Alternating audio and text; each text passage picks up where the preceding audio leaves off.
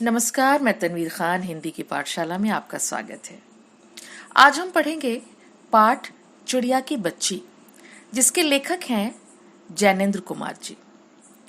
इस कहानी में लेखक श्री जैनेन्द्र कुमार ने मन और लालची स्वभाव का वर्णन किया है। मनुष्य अपने मन को बहलाने के लिए हर अच्छा बुरा काम करने को पल भर में तैयार हो जाता है।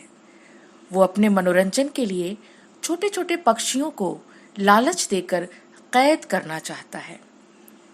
सेठ माधव दास ने अपनी नई कोठी में बहुत सुंदर बगीचा बनवाया है। बगीचे में सुंदर सुंदर फूल, पौधे, फव्वारे लगे हुए हैं। शाम के समय वे कोठी के चबूतरे पर तख्त डलवाकर मसनद के सहारे बैठकर बगीचे की सुंदरता का आनंद लिया करते थे।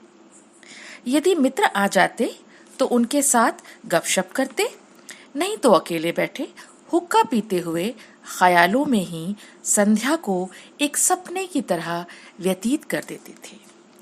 आज बादल छाए हुए थे, इसलिए धूप उनमें से छन कर आ रही थी। माधव दास के पास सब कुछ था, परंतु फिर भी वो स्वयं को खाली खाली महसूस करते थे। उस समय शाम को एक चिड़िया गुलाब की टहनी पर आकर बैठ गई थी। माधवदास को ये चिड़िया बहुत सुंदर लगी। उसकी लाल गर्दन और गुलाबी थी। उसके पंखों के किनारे नीले थे। उसके पंख बहुत चमकदार थे। उसके शरीर पर विचित्र सी चित्रकारी थी। चिड़िया उस बगीचे में आकर बहुत खुश थी। कभी उछलती, कभी चहचहाती, कभी फुदकती थी। माधवदास भी उस चिड़िया की सुंदरता और चंचलता में खो से गए। माधवदास उस चिड़िया से बात करना आरंभ करते हैं कि यह बगीचा उन्होंने उन्हीं लोगों के लिए बनवाया है। चिड़िया माधवदास की बात सुनकर संकोच से भर गई। उसने कहा कि वो तो बस यहाँ सांस लेने के लिए रुक गई थी। माधवदास ने उससे कहा कि यह बगीचा तुम्हारा है, तुम यहाँ रह सकती हो, तुम जब चाहो तुम यहाँ आ सकती हो। माधवदास की बातें सुनकर चिड़िया थिरकना भूल गई।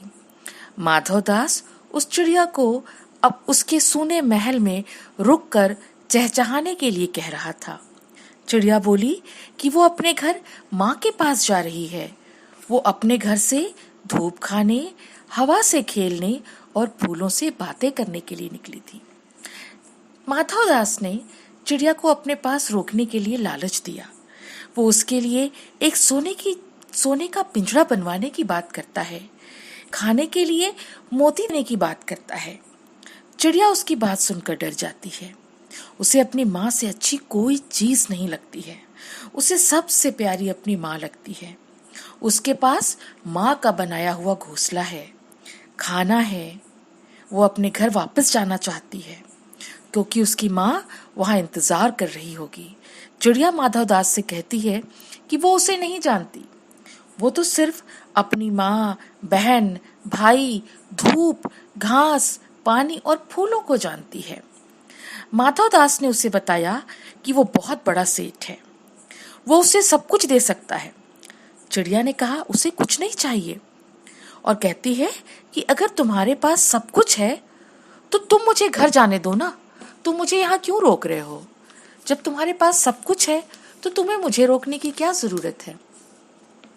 माधवदास ने उसे अपने पास रोकने के लिए तरह तरह के लालच दिए, पर चिड़िया को कुछ नहीं चाहिए था। उसे दुनियादारी की चीजों से कोई मतलब नहीं था। उसे तो केवल अपनी माँ चाहिए थी। माधवदास उसे कहते हैं कि वे उसके रहने के लिए सोने का पिंजरा बनवा देंगे।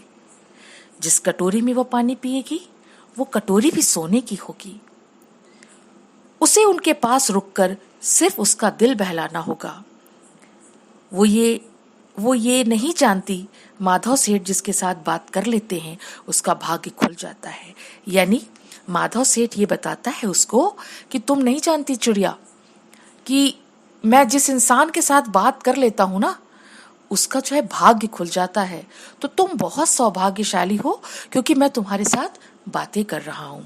चिड़िया बोली कि वो नादान है, वो इन बातों को नहीं समझती है, उसे तो घर जाने में देरी हो रही है, उसकी माँ उसका इंतजार कर रही होगी। सेठ ने चिड़िया को बातों में उलझाकर एक बटन दबाया। जब सेठ ने देखा कि चिड़िया उसकी बातों में नहीं आ रही है और चिड़िया उसकी बात नहीं मान रही है, तब सेठ ने जबरदस्ती करने की कोशिश की और एक बटन दबाया और बटन की आवाज सुनकर नौकर दौड़कर बाहर आया। सेठ ने इशारे से नौकर को चिड़िया पकड़ने के लिए कहा। सेठ चिड़िया से उसके भाई बहनों के बारे में पूछता है। चिड़िया उसे बताती है कि उसकी 2 बहन और 1 भाई हैं। चिड़िया का मन सेठ से बात करते हुए बेचैन हो उठता है, क्योंकि उसको डर लगने लगता है कि कहीं न कहीं इस सेठ का इरादा अच्छा नहीं है, शायद ये मुझे कैद करना चाहता है। उसकी छठी इंद्री उसको इशारा करने लगती है कि कुछ गड़बड़ हो सकती है, इसलिए उसका मन बेचैन होने लगता है। उसे अपने घर जाने की जल्दी थी। कुछ ही देर में रात होने वाली थी, परंतु सेठ उसे जानबूझकर रोके रखना चाहता था। अचानक चिड़िया को अपने शरीर पर कठोर हाथों का स्पर्श महसूस होता है। वो चीख मारती हुई नौकर के हाथों से फिसल जाती है और जल्दी जल्दी उड़ती हुई अपनी माँ के पास जा पहुंचती है। वो अपनी माँ की गोद में दुबक कर जोर जोर से रोने लगती है। माँ ने उससे उसके रोने का कारण पूछा। वो कुछ नहीं बोलती है। वो अपनी माँ को छाती से लगाकर, माँ की छाती से लगकर इस तरह से चिपक जाती है जैसे अब वो कभी अलग नहीं होगी, और जोर जोर से रोती है और रोते रोते आंखें बंद कर लेती है और माँ उसे अपनी पंखों में समेट लेती है। ऐसा लगता है कि दुनिया की जो सबसे बड़ी सुरक्षा है वो माँ के पंखों के अंदर है। और सच्ची बात है, माँ का आंचल एक ऐसा आंचल होता है जिसमें जमाने भर की सुरक्षा होती है, और सबसे सुरक्षित जगह एक बच्चे के लिए माँ का आंचल, माँ की गोद होती है। वैसे ही उस चिड़िया की बच्ची की गोद उसकी माँ का पंख था, और वो उसमें चिपक जाती है और रोते रोते सो जाती है। कहीं न कहीं उसे इस बात का विश्वास होता है कि अब मैं अपनी माँ के पंखों के अंदर पास में हूँ, सीने से लगी हुई हूँ, तो मैं सुरक्षित घेरे में हूँ और मेरा कोई कुछ नहीं बिगाड़ सकता। तो ये थी कहानी चिड़िया की बच्ची, जो हमें ये संदेश देती है कि हमें किसी भी तरह के लालच में आकर अपनी स्वाधीनता नहीं खोनी चाहिए। स्वाधीनता से ही जीवन का सच्चा सुख मिलता है। ऐश्वर्य भरी पराधीनता के आगे गरीबी से भरी स्वाधीनता अच्छी होती है। स्वाधीनता यानी स्वतंत्रता, आजादी बहुत मायने रखती है। हम आजाद हैं तो हम सुख का अनुभव कर सकते हैं, वरना सोने के पिंजरे में कोई सुख नहीं है। सोने के पिंजरे में पक्षियों के पंख टकरा कर टूट जाते हैं। सोने का पिंजरा किसी को सुख नहीं दे सकता। और आज़ादी में जो बात है वो पराधीनता में नहीं है।